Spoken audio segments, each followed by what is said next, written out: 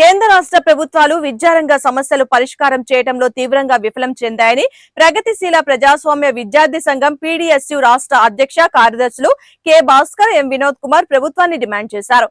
గుంటూరులోని కలెక్టర్ కార్యాలయం ముందు విద్యార్థులతో కలిసి ధర్నా చేపట్టారు. ఈ ధర్నాన్ని ఉద్దేశించి భాస్కర్, వినోద్ కుమార్ మాట్లాడుతూ తాము అధికారంలోకి వస్తే ఆంధ్ర రాష్ట్రాన్ని సంక్షేమం, అభివృద్ధి పేరిట పరుగులు పెట్టిస్తామని చెప్పిన కూటమి ప్రభుత్వం నేడు రాష్ట్రాన్ని అప్పుల కుప్పగా మార్చిందన్నారు.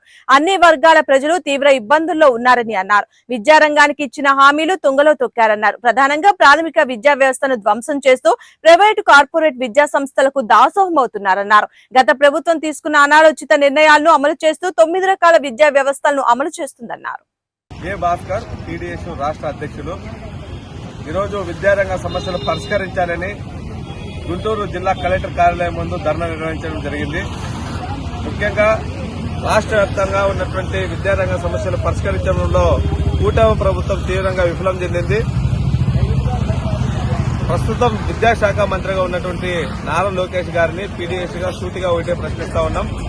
మీరు యువగలం పాదయాత్రలో రాష్ట్రంలో విద్యారంగ సమస్యలు పరిష్కరించాలని ఈ రోజు గుంటూరు జిల్లా కలెక్టర్ కార్యాలయం వద్ద ప్రగతిశీల ప్రజాస్వామ్య విద్యార్థి సంఘం పీడీఎస్ ఆధ్వర్యంలో ధర్నా కార్యక్రమాన్ని నిర్వహిస్తున్నాం.